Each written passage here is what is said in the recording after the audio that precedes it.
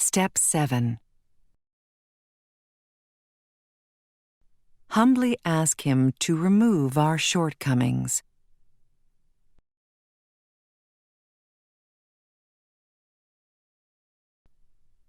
Since this step so specifically concerns itself with humility, we should pause here to consider what humility is and what the practice of it can mean to us.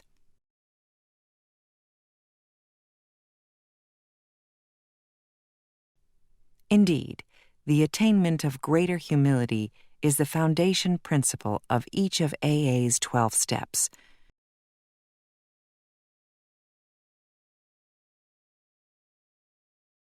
For without some degree of humility, no alcoholic can stay sober at all.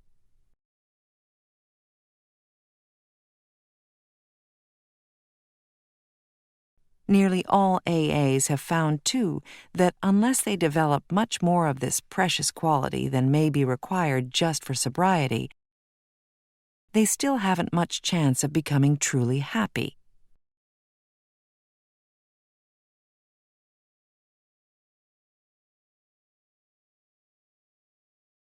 Without it, they cannot live to much useful purpose, or, in adversity, be able to summon the faith that can meet any emergency.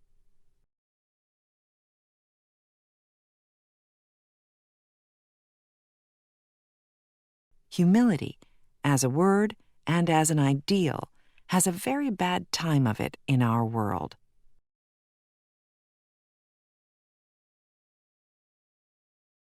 Not only is the idea misunderstood, the word itself is often intensely disliked.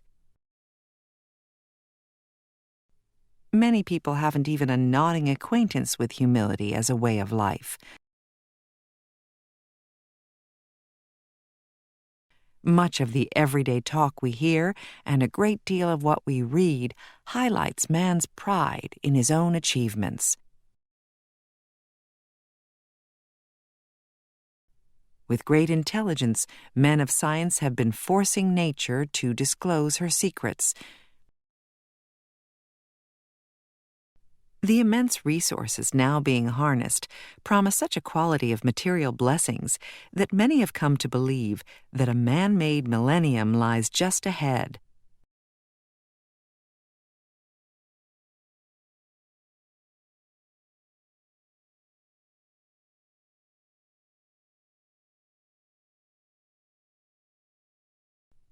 Poverty will disappear, and there will be such abundance that everybody can have all the security and personal satisfactions he desires.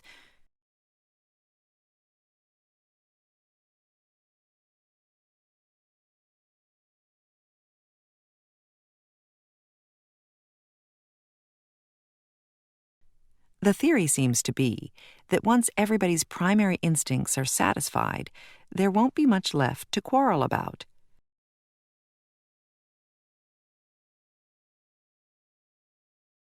The world will then turn happy and be free to concentrate on culture and character.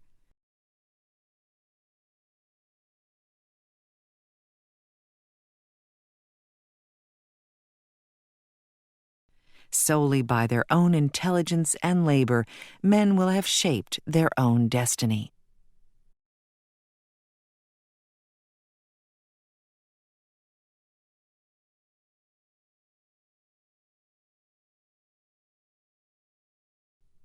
Certainly no alcoholic, and surely no member of AA, wants to deprecate material achievement.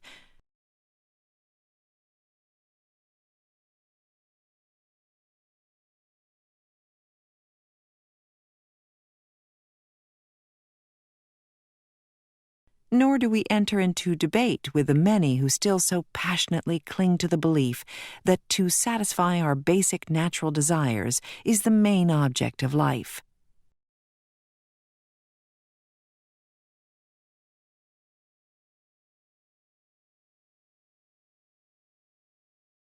But we are sure that no class of people in the world ever made a worse mess of trying to live by this formula than alcoholics.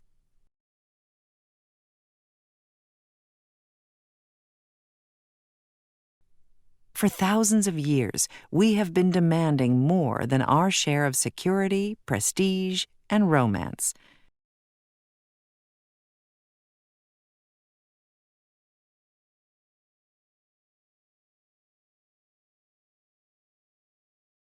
When we seemed to be succeeding, we drank to dream still greater dreams.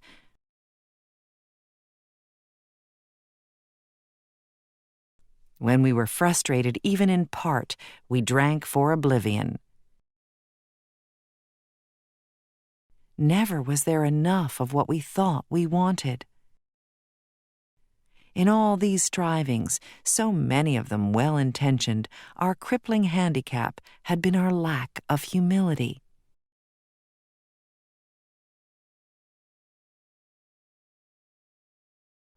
We had lacked the perspective to see that character building and spiritual values had to come first, and that material satisfactions were not the purpose of living. Quite characteristically, we had gone all out in confusing the ends with the means. Instead of regarding the satisfaction of our material desires as the means by which we could live and function as human beings, we had taken these satisfactions to be the final end and aim of life.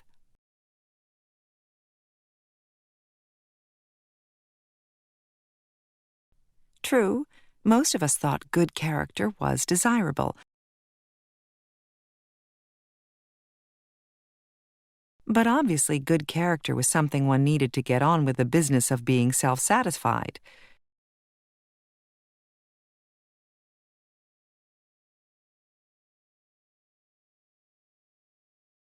With a proper display of honesty and morality, we'd stand a better chance of getting what we really wanted.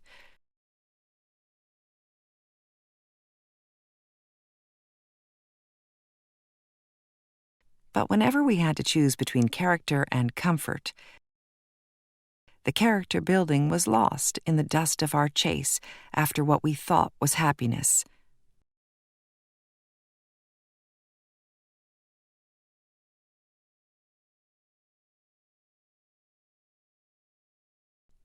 Seldom did we look at character building as something desirable in itself, something we would like to strive for, whether our instinctual needs were met or not. We never thought of making honesty, tolerance, and true love of man and God the daily basis of our living.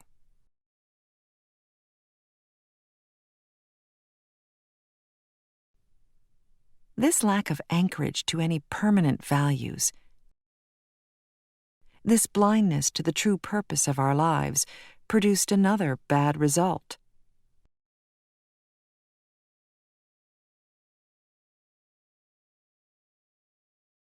For just so long as we were convinced that we could live exclusively by our own individual strength and intelligence,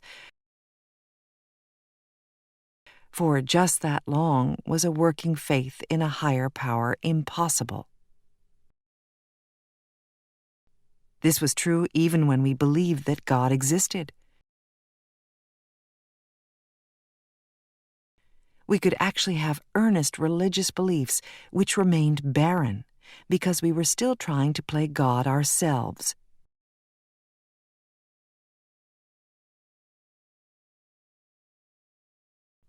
As long as we placed self-reliance first, a genuine reliance upon a higher power was out of the question.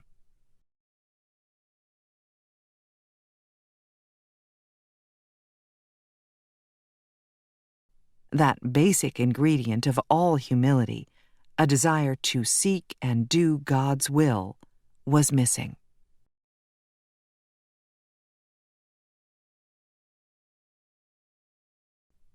For us, the process of gaining a new perspective was unbelievably painful.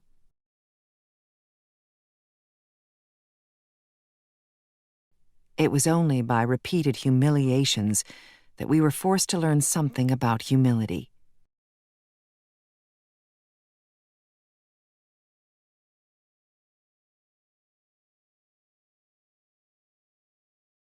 It was only at the end of a long road, marked by successive defeats and humiliations and the final crushing of our self-sufficiency, that we began to feel humility as something more than a condition of groveling despair. Every newcomer in Alcoholics Anonymous is told, and soon realizes for himself, that his humble admission of powerlessness over alcohol is his first step toward liberation from its paralyzing grip. So it is that we first see humility as a necessity. But this is the barest beginning. To get completely away from our aversion to the idea of being humble, to gain a vision of humility as the avenue to true freedom of the human spirit, to be willing to work for humility as something to be desired for itself, takes most of us a long, long time. A whole lifetime geared to self-centeredness cannot be set in reverse all at once.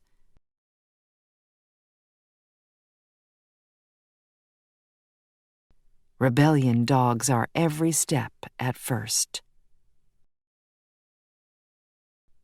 When we have finally admitted without reservation that we are powerless over alcohol, we are apt to breathe a great sigh of relief, saying, "Well, thank God that's over. I'll never have to go through that again." Then we learn, often to our consternation, that this is only the first milestone on the new road we are walking.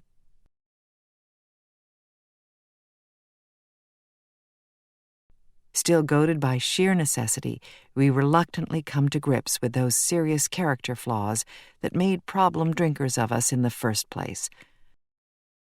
Flaws which must be dealt with to prevent a retreat into alcoholism once again.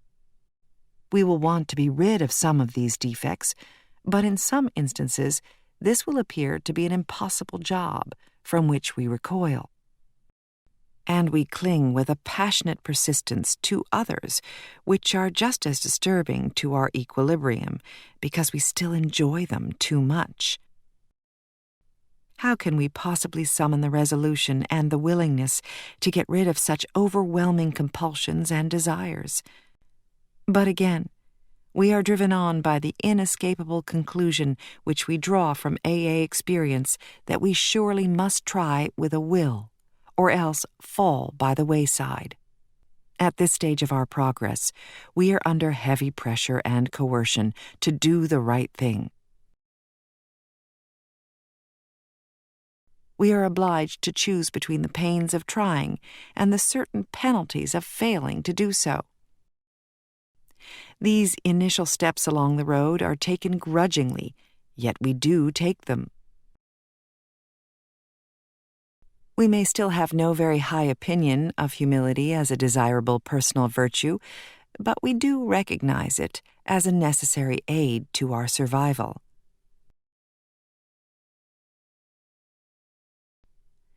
But when we have taken a square look at some of these defects, have discussed them with another, and have become willing to have them removed,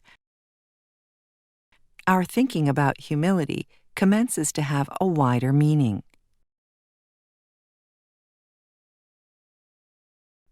By this time, in all probability, we have gained some measure of release from our more devastating handicaps. We enjoy moments in which there is something like real peace of mind. To those of us who have hitherto known only excitement, depression, or anxiety, in other words, to all of us, this newfound peace is a priceless gift. Something new indeed has been added.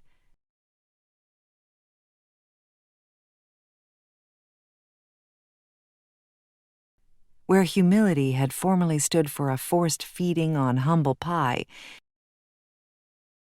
it now begins to mean the nourishing ingredient which can give us serenity.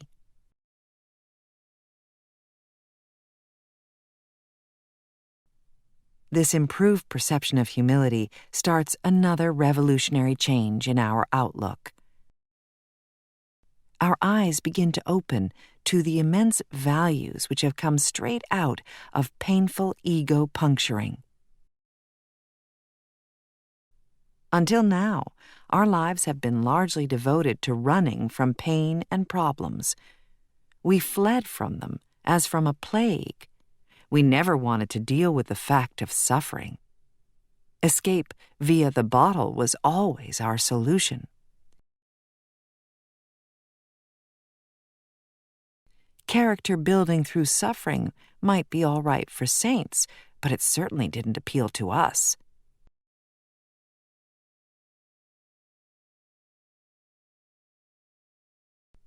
Then, in AA, we looked and listened. Everywhere, we saw failure and misery transformed by humility into priceless assets. We heard story after story of how humility had brought strength out of weakness. In every case, pain had been the price of admission into a new life.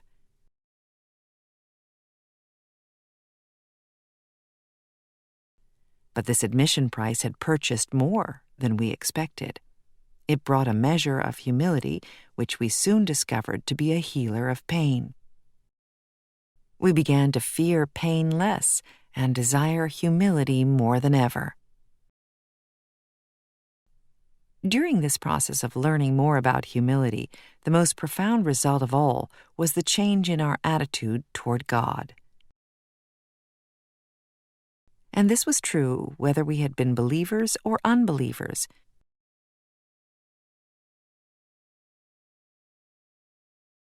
We began to get over the idea that the higher power was a sort of bush league pinch hitter to be called upon only in an emergency.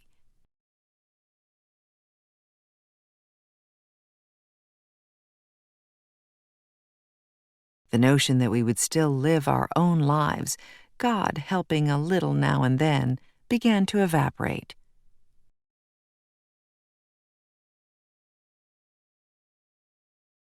Many of us who had thought ourselves religious awoke to the limitations of this attitude.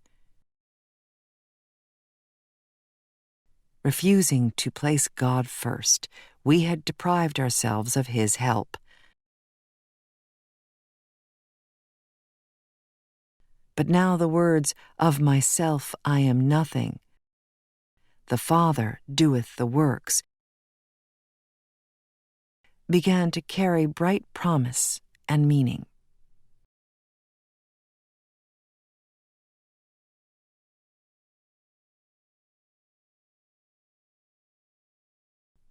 We saw we needn't always be bludgeoned and beaten into humility.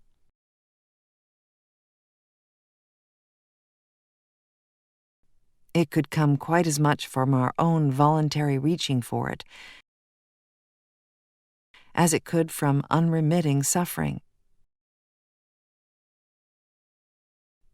A great turning point in our lives came when we sought for humility as something we really wanted, rather than as something we must have. It marked the time when we could commence to see the full implication of Step 7. Humbly asked Him to remove our shortcomings.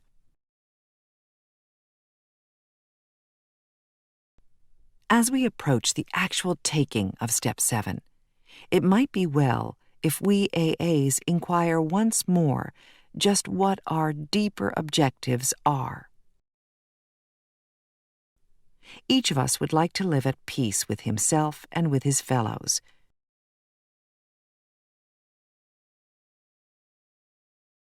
We would like to be assured that the grace of God can do for us what we cannot do for ourselves. We have seen that character defects based upon short-sighted or unworthy desires are the obstacles that block our path toward these objectives. We now clearly see that we have been making unreasonable demands upon ourselves, upon others, and upon God. The chief activator of our defects has been self-centered fear. Primarily fear that we would lose something we already possessed, or would fail to get something we demanded. Living upon a basis of unsatisfied demands, we were in a state of continual disturbance and frustration. Therefore, no peace was to be had unless we could find a means of reducing these demands. The difference between a demand and a simple request is plain to anyone. The seventh step is where we make the change in our attitude, which permits us, with humility as our guide, to move out from ourselves toward others and toward God. The whole emphasis of Step 7 is on humility. It is really saying to us that we now ought to be willing to try humility in seeking the removal of our other shortcomings, just as we did when we admitted that we were powerless over alcohol, and came to believe that a power greater than ourselves could restore us to sanity. If that degree of humility could enable us to find the grace by which such a deadly obsession could be banished, then there must be hope of the same result respecting any other problem we could possibly have.